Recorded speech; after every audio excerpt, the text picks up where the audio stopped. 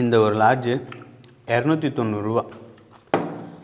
போன மாதம் பெங்களூரில் இதே சேருக்கு 150 ரூபா கிடச்சேன். ஆமாம் மச்சான், நம்ம ஊரில் ரேட்டு டூ மச். நம்ம வயிற்றில் அடிக்கிறதே எனக்கு குழப்பாக போச்சுல்ல. ப்ரைவேட்டை கொடுத்தாலே கம்மியாக தான் இருப்பானுங்க போல. இவங்களை சொல்லி என்ன மச்சான் பண்ணுறது? இல்லை மேலே இருக்கணும்னு சொல்லணும்.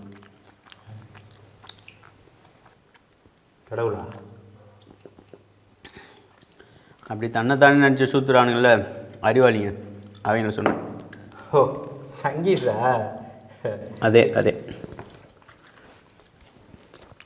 ₹1 வெறும் 29 பைசா தான் தமிழ்நாட்டுக்கு தரானுங்க.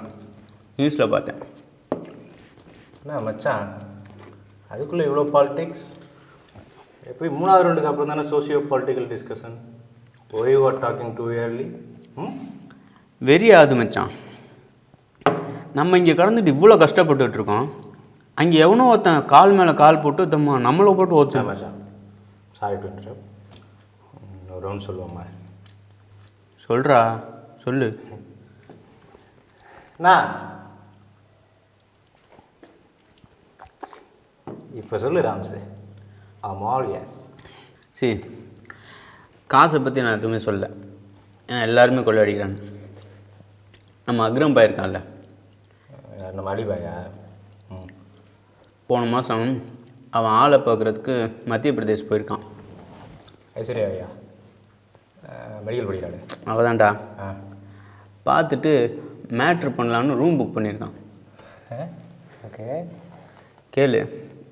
புக் பண்ண இடத்துல ஐடி கேட்டிருக்கானுங்க. இன்னும் ஐடியை கொடுத்துருக்கான். ஐடியை பார்த்துட்டு, மேடம் நீங்கள் வேணும் இங்கே தங்கிக்கோங்க, இவர் இங்கெல்லாம் தங்க முடியாதுன்ட்டு நம்ம பாயை பார்த்து சொல்லியிருக்காங்க.